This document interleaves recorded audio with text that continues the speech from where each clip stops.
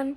Carlos and I are going to be sharing what is bipolar 2 disorder, what is the diagnostic criteria for bipolar 2 disorder, what the difference between bipolar 1 and bipolar 2 disorders are, and the prognosis and treatment of bipolar 2 disorder. According to the Clinical Support System for Serious Mental Illness, about 3% of the US population, or what is 7 million people, experience a bipolar disorder, and about 83% of these cases are classified as causing severe impairment. Bipolar disorders are mental health conditions characterized by periodic intense emotional states affecting a person's mood, energy, and ability to function. These emotional states can last from days to weeks and are called mood episodes. They are categorized manic or hypomanic when the predominant mood is intensely happy or irritable, or depressive episodes when there is an intensely sad mood or inability to experience joy and pleasure. Okay, bear with me here because there is a bunch of diagnostic criteria. I will be using the DSM and I will try my best to explain things. In order to be diagnosed, someone must meet the criteria for a hypomanic episode and a major depressive episode. A hypomanic episode is characterized by having a distinct period of abnormally and persistently elevated, expansive, or irritable mood and an increased activity or energy lasting at least 4 consecutive days and present for most of the day, nearly every day. While feeling like this, you must also have 3 or more of the following. Number 1, inflated self-esteem or grandiosity. Number 2, decreased need for sleep. Number 3, more talkative than usual or feel pressure to keep talking. Number 4, experiencing flight of ideas or thoughts racing. Number 5, easily distracted. Number 6, an increase in goal-directed activity. And number 7, excessive involvement in high-risk activities. The episode is associated with an unequivocal change in functioning that is characterized of the individual when not symptomatic. So that basically means the person is not like that when they don't have their symptoms. The disturbance in mood and the change in functioning are observable by others. The episode is not severe enough to cause marked impairment in or social occupational functioning or to necessitate hospitalization. If there are psychotic features, this episode is, by definition, manic, not hypomanic.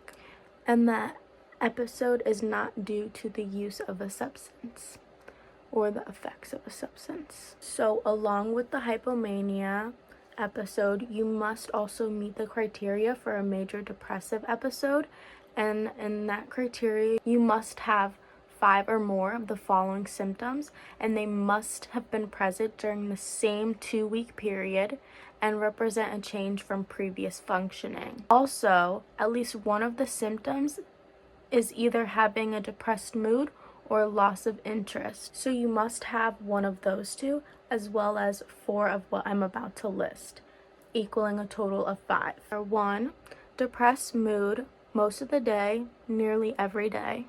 2, markedly diminished interest or pleasure in all or almost all activities most of the day, nearly every day. 3, significant weight loss when not dieting, or significant weight gain, or increase or decrease in appetite nearly every day. 4, insomnia or hyperinsomnia, which is basically sleeping too little or sleeping too much, nearly every day.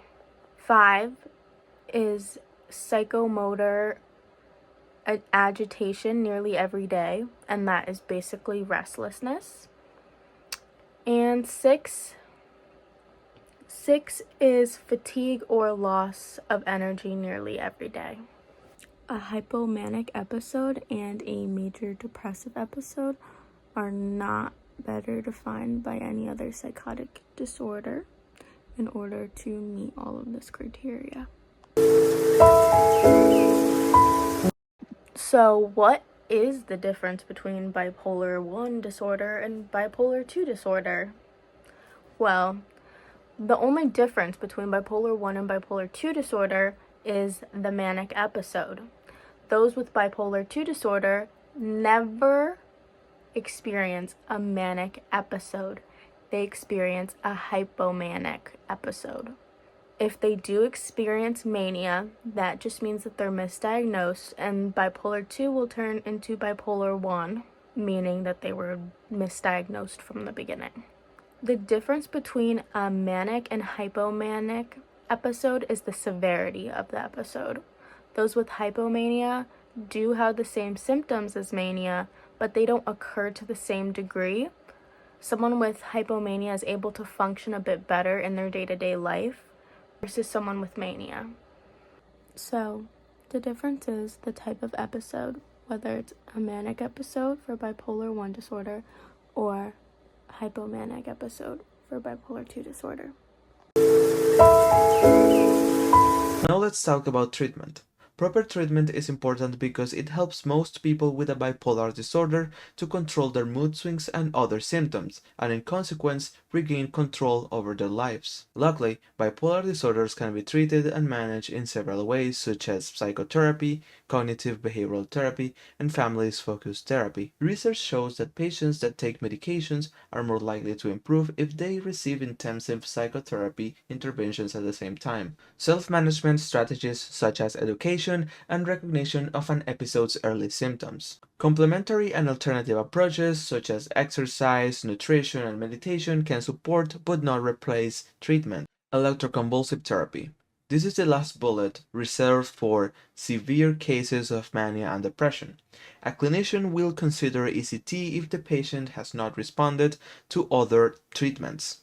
There is evidence that bipolar disorders run in families. 80 to 90% of individuals with bipolar disorder have a relative with bipolar disorder or depression. The average age when people start experiencing the symptoms is 25, with similar rates in men and women. Currently, scientists believe several factors that may contribute to the development of bipolar disorders, such as genetics, stress, brain structure, and function. Talking about genetics, the chances of developing a bipolar disorder are increased if a parent or a sibling have bipolar disorder, but genetics are not absolute. A child from a family with a history of bipolar disorder may never develop the disorder, and studies in identical twins have found that even if one twin develops the disorder, the other may not. A stressful event such as death in the family, an illness, or a difficult relationship could trigger a manic or depressive episode. Thus, a person's handling stress may also play a role in the development of the disorder. We also cannot forget the adverse childhood experiences.